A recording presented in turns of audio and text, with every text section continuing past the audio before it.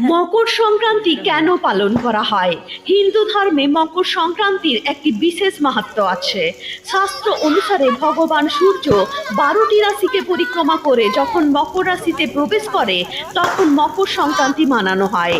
এই দিন স্নান আর দান এই দুইয়েরই বিশেষ গুরুত্ব আছে।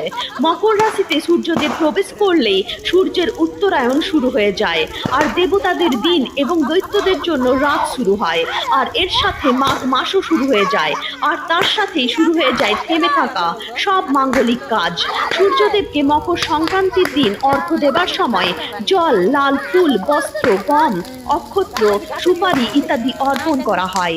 এই পূর্ণতিথিতে ভোরবেলায় সূর্য উদয়ের আগে শুদ্ধ জলে স্নান করে গায়ত্রী মন্ত্র জপ, সূর্যদেবের আরাধনা এবং নিজের ইষ্ট দেবতাদের জপ করা হয়।